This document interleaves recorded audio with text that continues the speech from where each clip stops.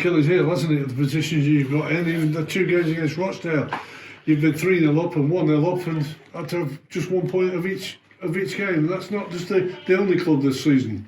No, I think you look at the amount of points we've thrown away. Like I say, it's 4 against Rochdale.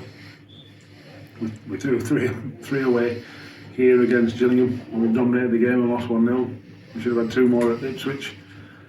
You know, that's the difference. That's the difference, and that's the long and the short of it. And the fact of the matter is, we weren't good enough today. You know, if you go to go on today, we were. Like I said to Kenny after about an hour, well, this is a tough watch. This is a tough watch. You change formation, you change people's roles. You don't get me wrong. The first half is a tough watch, but we were trying little things, asking people to do different things, and 3 at the back again. Second time ever, if you like. Not much training. So there's lots of mitigating circumstances. Lots of mitigating circumstances. But then you go to, you know, change shape at half time, and that wasn't very good. It wasn't until probably the last 20 minutes where we were the better team. But you can't only have 20 minutes of a 90 minutes game.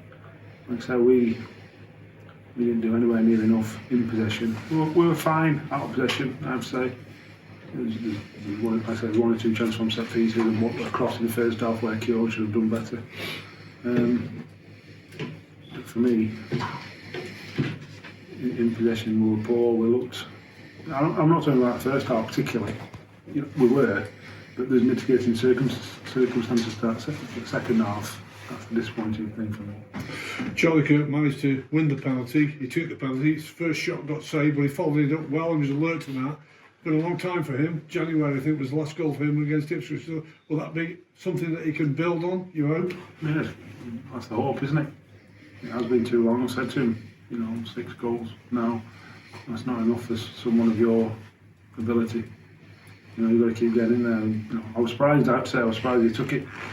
He's not usually one to step forward and take penalties, but it must have been the under-9s rule to make a taker. So, well, you know, and he scored. So. That's the main thing. When you say you were surprised he took it, did you think he might have not taken it because he might have been lacking in confidence? No, not at all. I just don't think he puts himself forward for penalties. You know, when we've been in penalty shootouts before, he'll always go 6th or 7th, but he'll let others go first, which is fine. I ain't got a problem with that.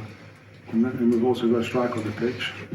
You know, I know that if Chris Porter were on the pitch, there's nobody getting that ball off him, kind of thing. So. Like I said, I was just a bit surprised, but it's fine. You know, we don't.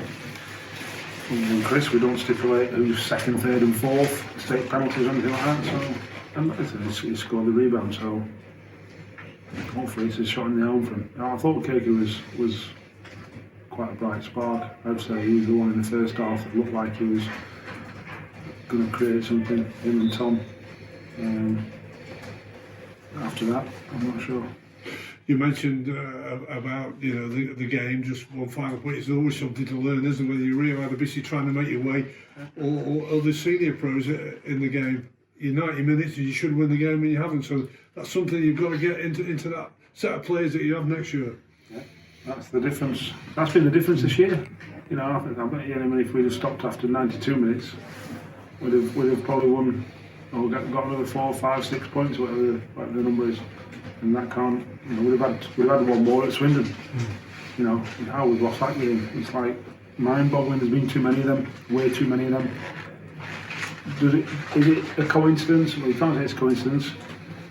I think it helps if you're in control of the game for longer periods. And like I said, today we weren't, because we just kept giving the ball back. We kept shoveling the ball back to them and hitting crazy long balls. And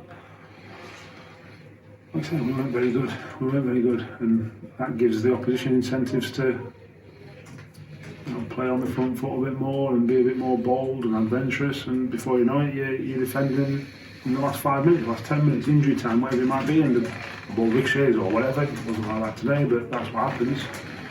And we've got to take a bit more responsibility in possession. Certainly, we've got to be better on the ball than we were today. That's for sure. Thanks for talking to us, Dave. Cheers.